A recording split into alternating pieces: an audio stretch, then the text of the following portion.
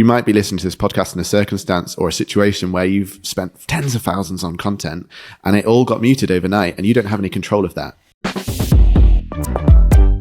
Hello, we're on. Hello. We're live. Hello. Woo. How's it going, George? Yeah, very well. It's very rainy, so I'm very cozy and excited to be talking through today's topic. How delightful. I'm good, thanks. Welcome to the Hear Me Out podcast. Hear Me Out, we are a creative music agency helping brands use sound strategically. We've helped brands with a gross revenue well into the billions of pounds use sound to unlock value only sound can. Oh, yes. Yeah. In this first series, we are asking each other if commonly held beliefs about sonic branding are true, or whether they are misconceptions. And in today's episode, we are exploring whether I can use any song or sound or trending sound if they are on Instagram or TikTok. Pretty broad topic. We've actually already recorded this episode and realized we could give so much better information because we're learning. Like I almost feel like we'll be doing one a month on this because it's such a rapidly evolving topic. The laws are changing around licensing. People are getting sued left, right, and center, and we want to prevent you from being in that same situation. So yeah, that's the topic of today. Luke, That's the topic of today. how are you going to start us off? What do you want to talk about first amongst this broad topic? I think the easiest place to start for a lot of people is particularly people that are in charge of a brand's Instagram account or a TikTok. We're probably going to use Instagram a lot here because we deal with a lot of brands that predominantly advertise on Instagram. But everything we say can be cross-pollinated to any other social media platform, really. And Yes. we might be telling people things they know, but every single brand, every single account has a type. So you can be a creator account or you can be a business account. If you are pushing a brand in a commercial way to make money, whether it's indirectly or directly from Instagram, you do need to have a business account as far as I'm aware. Yeah. Yeah. So therein lies I think it's the biggest cause for confusion. Because if you have a creator account, you can just be creating stuff. You can be creating dog videos because you love dogs and you want to send them to your grandma. And you're not making any money off of that. And the songs you have access to, when you go and post a video and then you get that screen that says choose a sound and you search through songs, those songs that you get are completely different to the songs that you get as a business. Yes. And the reason why that is, I hear everyone shouting, why, oh, why? Why, Luke? Why? Because there are licensing agreements with the owners of these songs. And if you are using a song to make money, it would be the same as when a film uses a song, they have to pay the people that own the song. And so they're just different licensing agreements and you have different musical choices. And I think that's a good way to look at it is if you are putting a post out and the intention is to get more business, the intention is to make sales, make money, then you owe everybody that's part of that video money. And every element, I can't actually think of a circumstance where a brand or a business would put out content and that isn't the intention. So the easiest way to think about it is to assume everything you're putting out into the world is to make money. So therefore you need to have a license for it.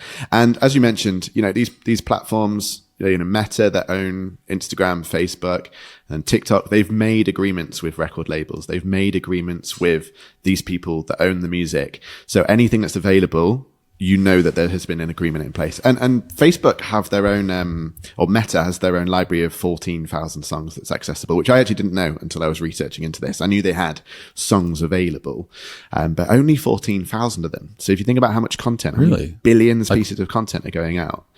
Songs they own.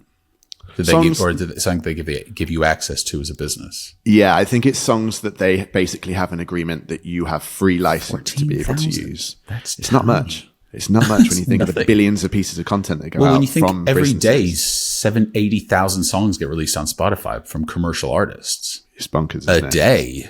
Yeah. So the chance of you sounding like another piece of content is incredibly high. And you can guarantee that most of those songs on there are going to be pretty bland. They're going to be pretty basic. Because if somebody's happy for their music to be sold, put out into the world for free use, they've not put their heart and soul into it because they're happy to just be like, yeah, have it. It's going to be good for my exposure or whatever that looks like. There's no other reason why you would do that. But anyway, that's a subjective point of view. The objective point of view is that you only have access to that amount of songs realistically. that you don't need to have a license. So anything else that's not in that pool of music, you should be having a license to. And we weren't very clear about that in the last attempt at recording this podcast, because we were giving tips on like the type of music you should use and who are your target audience. And that is stuff we're going to delve into a little bit, but we need to make it really clear that most brands are putting, and we're talking about big brands, are putting content out there that has commercial music. If you've heard the song on the radio, you need a license for that piece of music. Yeah. And I think it was really clear, particularly some of the posts that you've been making on LinkedIn, George, have been doing really well, that have just taken people by surprise, because people just assume because it's social media that they can just use whatever song. And then sometimes it's not even them. That's the other thing that are falling foul. There's a lot of agencies that are in charge of brands' social media accounts. And a lot of these, I think the big issue that a lot of the brands are facing that we've seen is that they find a song that, so you can really see how it will go awry. So say like you're in charge of someone's account at a social media agency and you're looking for a song, you get up your own phone as a producer or someone, a creator at the agency, and you're looking through songs and you're like, oh, there's this song. Okay, cool. That's on Instagram. And then you go and download it because you want to edit it properly to the video. You're not allowed to download it. That's piracy straight away. But you think, oh, it's on Instagram, so I can. But then you're then using it on a brand's business account. Yeah. But because you then don't have to search for the song on the app because you already have audio on your video, then it just gets put through. And so somebody has found it on the app, but it's on the wrong kind of account. Then they've downloaded it, which they're not allowed to do. But they're thinking, well, it's on the account, on the app anyway. Who's going to really know the difference? But you can tell the difference. And then they're putting it out on a business account. And then all of a sudden that's getting pushed out and you're in instant breach. You're like liable straight away for a lawsuit. Yeah. And the reason you would download it as well is, which as a video editor we'll both appreciate, we've made plenty of content over the years, is it's easier to edit to something in Premiere Pro or Final Cut or iMovie, whatever you're using. It's a better product. It sounds better. It's easier for you to just edit to that song. So that's why people download it. And I understand that. But then you don't have all the systems that is probably, there's a better word out there, but the systems that Meta, TikTok have put in place. Safeguards. That's a great term that they have put in place. So if you have a business account and you can't find that song, there is a reason for it, and it's licensing. Yeah. And so you kind of bypass all of that. And also let's talk about trending sounds, right? So agencies are doing everything they possibly can to increase the chances of content being seen. And there's always talk about trending sounds being great for the algorithm. And that's the songs that people are looking for because they assume that's going to help with the algorithm. Now, what I find really interesting is if you download music and then you edit to it and it's a trending song, as soon as you re-upload that piece of content, it doesn't connect the algorithm to that track. Off app, isn't it? Because you've gone off app. So you're not getting any benefit of the... They describe. Yeah, that you're not getting any benefit of the algorithm anyway. So even if you were trying to be tactful in that sense, and that's how you were justifying it, which a lot of people do come back to us when we're in discussions being like, oh yeah, we're trying to use the trending sound to, use the algorithm. You're just completely removing that. And are most of the trending sounds commercially, because most trending sounds now, as I understand it, correct me if I'm wrong, are commercially released songs. They're gaining popularity and, because artists are using these platforms to gain notoriety and numbers to then leverage into their own career. And so that's the stat already falling. We found. It was 74 or 84% of artists in the top 200 of the Billboard charts started off on a social media platform. Yeah. But that's how A&R's, artists and relations at labels, find all their music. If you don't have a song that's doing something, like getting signed is man. So by their very nature, trending songs are commercially released songs, are not available to you as a business. Or at some point in the future, if it's doing well, will be released. Because I know some artists will be trying to. Well, actually, no. Thinking about it, to get your song, have to release it. You have to release it to even get your song on the platform anyway. So it's already released, so therefore it's commercial. So So basically, don't use the trending sounds argument because it's invalid. And as George said, you don't even get the benefit of it if you downloaded it and then edited it off platform and then re-upload it. Yeah. Even if you're doing it as a creator, if you are doing that and you're listening and you're not a business, you're still not getting the benefit of it because it's not recognizing it algorithmically through your use of the app. Yeah. And then if you're making money off any of the things that you're putting out into the world as a business, because even influencers are then registered as businesses. So if they're advertising a product and making cash off it, they then don't fall into the creator category in quite the same way that you would do if you were just innocently putting content out there. Well, George, what a wonderful segue into the next section of this, isn't it? Segway.com is the fact that if a brand then uses, actually, no, tell me, George, what happens if a brand pays an influencer who has a creator account to use to advertise their product, and that influencer uses a trending commercially released song? Murky waters. That's where we're going. Get your goggles out. But there's one easy takeaway, I think, from what we're about to talk about, which is just give them music or tell them what music to use, because ultimately you are liable because you're still paying somebody to advertise some product that you're going to sell and make money off. So that the purpose still remains the same. And if you've paid the influencer as well, I think the murky waters comes if you've managed to get an influencer to do something for free, you've not paid them necessarily to advertise your product. So the very, very murky water that I still haven't yet found an answer on is if you've given an influencer a product for free, you've not paid them to do anything about it, and they've chosen to make some content about it, then you're okay. Because you haven't, there's not been a transaction of cash where it's like a business transaction. It's a gift, and gifting's very different. So that's why it's very murky water. If you've paid any cash for that influencer to promote your product, it's advertising. It's the same way as you putting music to your own post and boosting it and advertising it out into the world as well. Your intention is to make money. It is separate though, isn't it? Because, excuse me, there is a sort of blurred line where that's okay if it just stays on the influencer's page quite often, or it's really hard to figure out. But it's then if you posted as a business, if you then posted that content, there's some part of it where you can repost it without adding anything to it or downloading it and then posting it as yours and like sharing it on yours, but only if you're sort of just clicking the button, not getting them to send you the content that they've made and then posting it on your platform. So, but it comes mainly down to whether you've paid them to create the content. So even if they keep it on their channel and not on your channel, it's still considered advertising. It's marketing. That's the reason you've paid them. Which makes sense. Yeah, exactly. Yeah. So you're sort of, because that's the thing, isn't it? As soon as they take money, in essence, the logic to my brain is they're a business account. They should be a business account. They shouldn't just be a creator account because they are no longer just creating. They are making money. They are a business. Hence, they shouldn't have access to those songs. So think of them as a TV channel. You'd need a license to put your product on a TV channel if you're using music in your advertising. It's just a new TV channel and that's why it's been difficult for people to get their heads around. That's a really good analogy, actually. And I think that's something that I think would help all brand managers, CMOs, just to reframe it in their mind.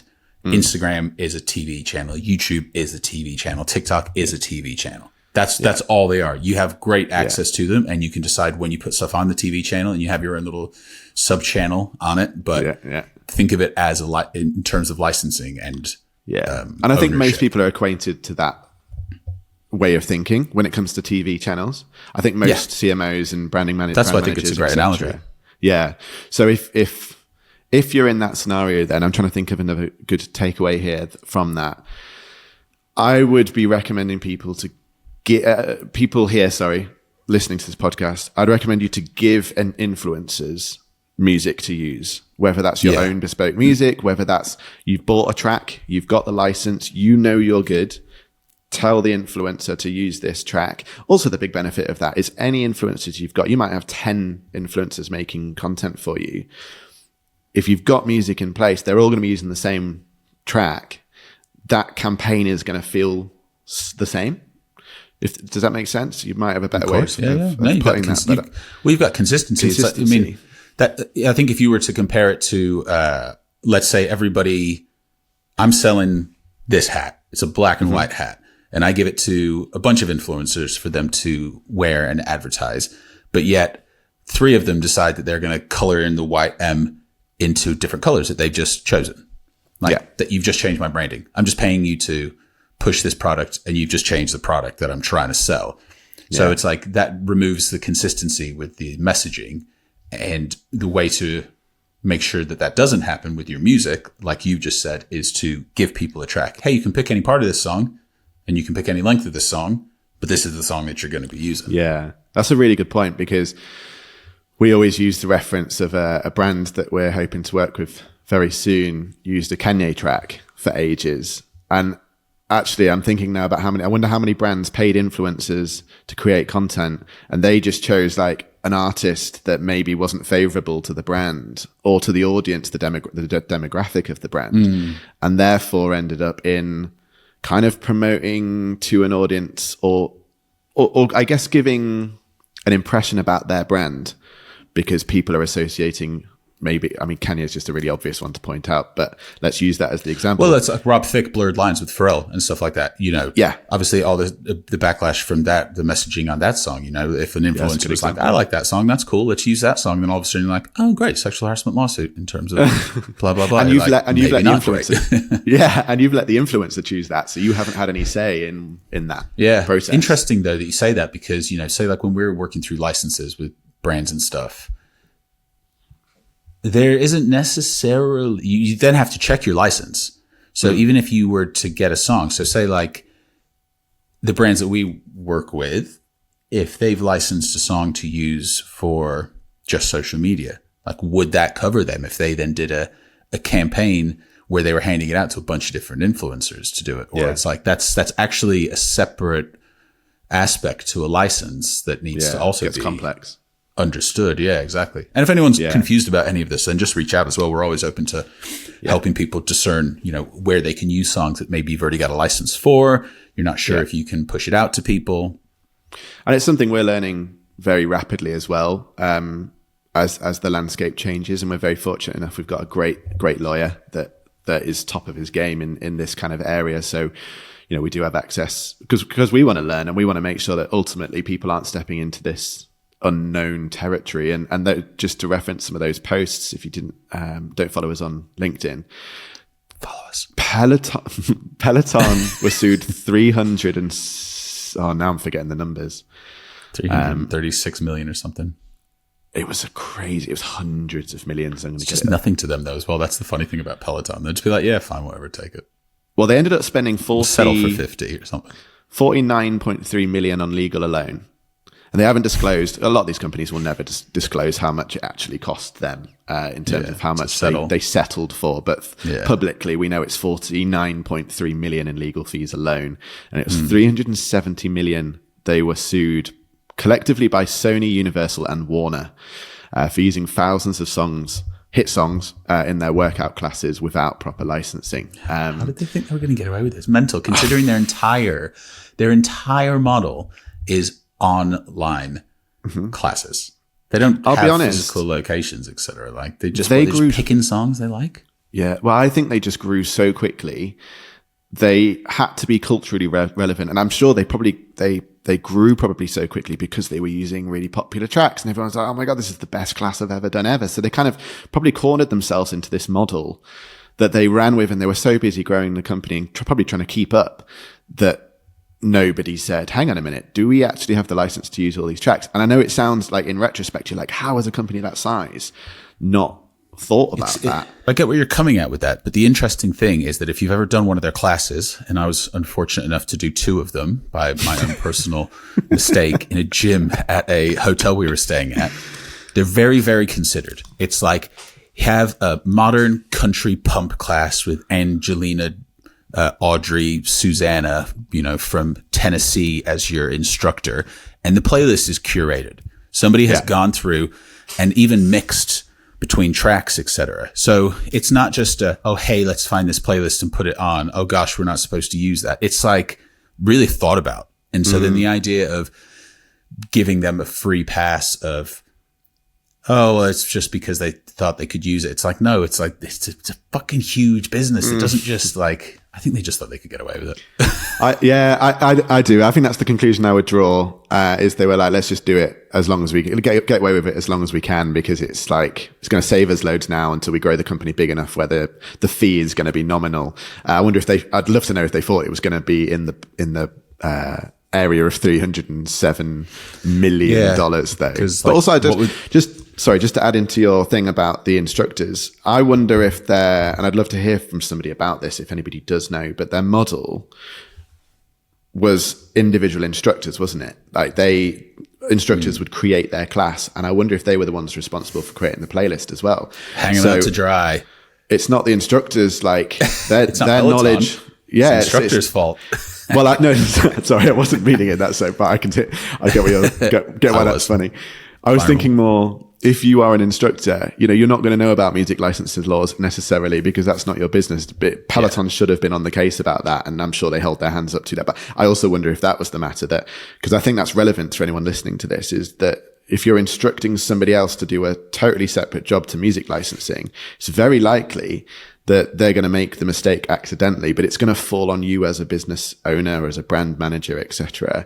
And there's really obvious giveaways. We look at brands, and when we're doing our audits of people's socials, it says original audio. So we can tell in a heartbeat whether or not they've downloaded the track initially. So that's a law broken anyway, just for piracy. Yeah. So even if you do have the license to use a track, if you've downloaded it offline and you've uploaded it onto the platform, you're not using in-platform music. So unless you own the license, it is, unless you own the license, then, so if we can spot it, you damn well know that there will be people employed by record labels to go around looking for this stuff. In fact, they'll have AI scraping it, I bet. 100%. Yeah. And I wouldn't be surprised if I was a rights owner of a large catalog of music, I would be creating a piece of software that's scraping to find out who's using it, and then cross-referencing how many posts, what kind of engagement they've had from the post, and cross-referencing that with the revenue that they've declared. And then I would have thresholds. Once it hits a certain threshold, and if they've been in breach, then we go for them, because then it's worth our time. So it's like £1,000 on black that already exists.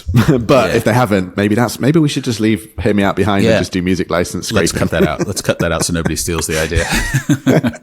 But you know what I mean? Because it's like, you will get away with it if you're small. But then who's building a brand to be small? Like if you're if you're a fashion house right now and you've only got 10,000 followers, you want to have 10 million followers. And if you're using music illegally now and it's on record, they can come after you retrospectively. It's not like there's a statute of limitations in terms of time frame that you can be well, there might be, but it's like 25 years if it's copyright or something. So yeah. And also, who's building a brand that wants to risk being sued? I know there's people that are rogue out there, and I can't see many people being rogue enough to want to risk that awkward meeting where something has gone wrong. And also, I think we're also forgetting about true identity for brands here as well. There's a cultural argument to be had about using music that's culturally relevant and trying to tap into a market and utilizing songs. But I'm yet to speak to somebody that actually has seen the benefit of spending so much money on a license, and sometimes these are 6 figures upwards, to have a particular track, commercially released track by a certain famous artist, and they've seen the rewards financially of spending that much money on it as well. So I think the tables are turning. I think there was a time where using a track that was very, very popular had its benefits, but I think now there's so many other things in play that make a difference on whether or not a campaign is successful. That really, I think the biggest benefit you'll have is spending money in a very intentional way to have identity for your music, that you can keep consistency to an absolute maximum. And that's where you're going to see the most benefits. And I think that's the world we live in more so now than spending a fortune on a very famous song. Yeah. You need a deeper buy-in from the artist, I think, for an integration into the brand and some form of activation. For instance, I think Kanye, let's just stick with Kanye. I was going to use Jess Glynn actually with Jet 2. I think that's an anomaly. Jess Glynn is, but it's not really good for the example that I'm about to make. For instance, like Kanye did some stuff with Adidas, etc. Like Adidas using Kanye's track Kanye releasing stuff and designing it with Adidas, that's a deeper buy-in. That's just not like, hey, we've got this track, let's use it for what it's worth. So I think there is still a place, but you're talking millions here, you know, for those kinds of vested interests. And, you know, and again, as we've discussed previously, then when stuff goes wrong, you are then, you know, in the same boat. And if that boat has just had a bunch of holes punched in it and you're 3 miles out to sea in the Atlantic Ocean, then it's like, you know, who do you think Kanye's going to eat first? To survive. The Kanye shark is coming in.